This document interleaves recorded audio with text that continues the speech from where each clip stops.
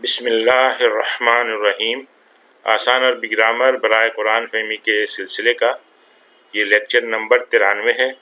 اس میں ہم محموز کے بارے میں پڑھیں گے۔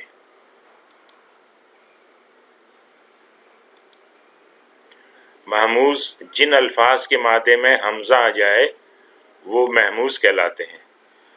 محموز کی 3 شکلیں ہیں: محموز الفا، محموز العین اور محموز اللام۔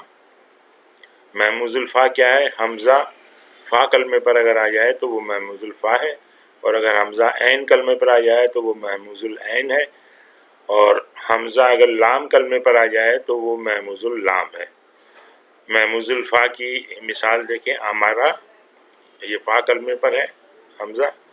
اس طرح سے محموز العین کی مثال ہے سائلہ، عین کلمے پر حمزہ ہے، اور محموز اللام کی جو ہے مثال ہے قرأ، یہ لام کلمے پر حمزہ ہے۔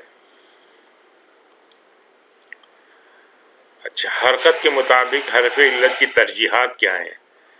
یعنی حرکت، کون سی حرکت ہوگی تو اس کے ساتھ کون سا حرف علت آنا پسند کرے گا۔ اب جیسے یہ الف ہے، الف ہے تو الف چاہتا ہے کہ اس سے پہلے زبر آئے۔ اس طرح سے واو ہے، واو کی یہ خواہش ہے کہ اس سے پہلے پیش آئے، اور یا ہے، یا کی ترجیح یہ ہے کہ اس سے پہلے زیر آئے۔ یہ ترجیحات اس لیے ہیں کہ ان الفاظ کو پھر پڑھنے میں جو ہے آسانی ہوتی ہے۔ حمزہ اور الف کا فرق۔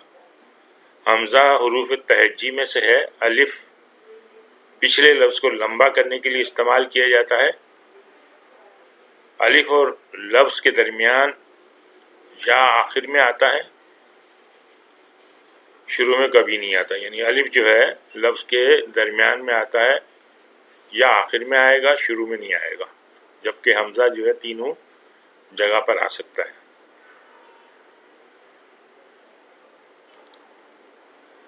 اس کے کچھ قواعد ہیں۔ قاعدہ نمبر 1 ہے، کسی کلمے میں متحرک اور ساکن حمزہ ساتھ ہوں تو دوسرے حمزہ کو حرکت کے مطابق حرف میں بدل دیں گے۔ یعنی حرکت کے مطابق حرف کی کیا سہولت ہے، جو پچھلی سلائیڈ میں ہم نے دیکھا ہے۔ اب اس میں دیکھیے، جیسے یہ حمزہ ہے اور اس کے بعد یہ حمزہ ہے جس پہ ساکن ہے، ساکن حمزہ بعد میں آیا، تو زبر کی یہ زبر ہے تو زبر چاہتا ہے کہ اس کے بعد الف آئے، تو اس کو جو ہے اس حمزہ کو ہم نے الف میں تبدیل کر دیا، تو یہ کھڑی زبر لکھنے کا طریقہ ہے اس کا، یا مد کر کے بھی لکھ دیں تو آ ہو جائے گا۔ اس طرح سے الف پہ اگر زیر ہے، حمزہ پہ زیر ہے اور اس کے بعد حمزہ سکون والا ہے، تو اس صورت میں یہ حمزہ جو ہے جس پہ سکون ہے وہ یا میں تبدیل ہو جائے گا، کیونکہ یا چاہتی ہے کہ اس سے پہلے جو لفظ ہے زیر والا ہو، یہ زیر والا ہے تو یہ ای ہو جائے گا۔ اور اسی طرح سے حمزہ پہ اگر پیش ہے اور اس کے بعد یہ سکون والا حمزہ ہے تو وہ واو میں کنورٹ ہو جائے گا، کیونکہ اس کو پڑھنے میں پھر آسانی ہوتی ہے، او۔ اب یہ لفظ ہے جیسے حمزہ ہے زبر کے ساتھ، اس کے بعد حمزہ ہے سکون والا اور منع، تو اب یہ جو ہے منع تھا تو یہ منع بن جائے گا، کیونکہ یہ حمزہ الف میں تبدیل ہو جائے گا اس رول کے مطابق۔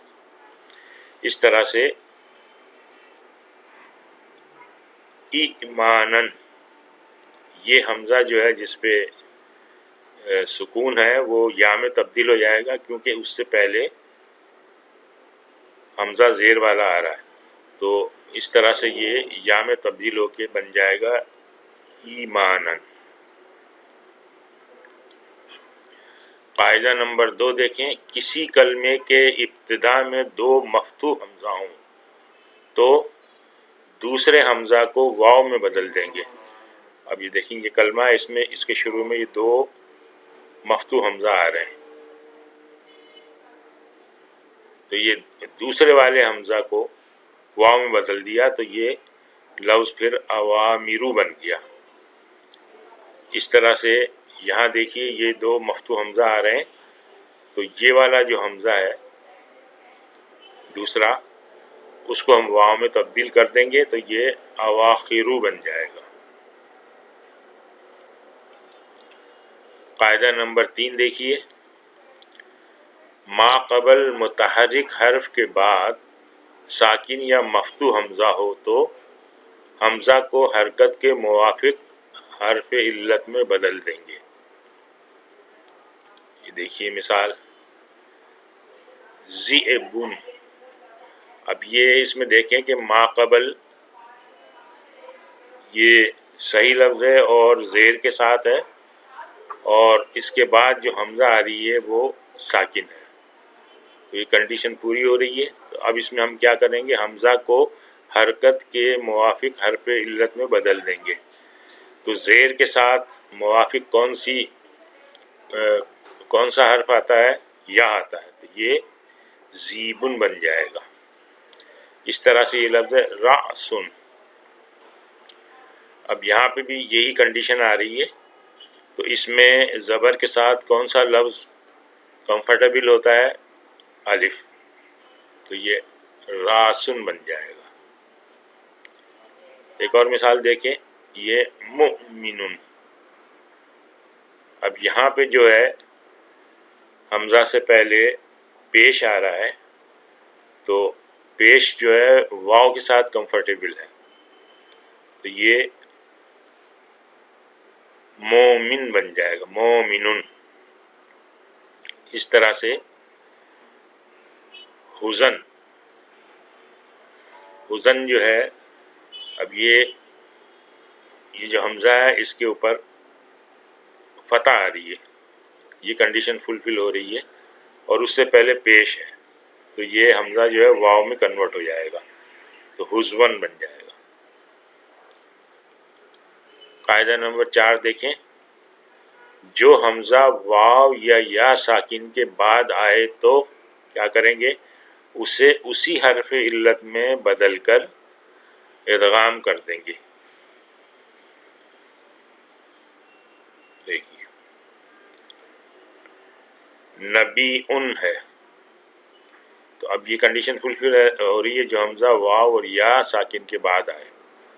دیکھیے یہ یا ساکن کے بعد یہ حمزہ آ رہا ہے، تو اس حمزہ کو ہم نے تبدیل کرنا ہے، کس میں تبدیل کرنا ہے، اسی حرف علت میں، یعنی اس جو یا ہے اسی میں، تو یہ ہو جائے گا نبیون، ایکچوئل تھا نبیون، یہ نبیون بن گیا۔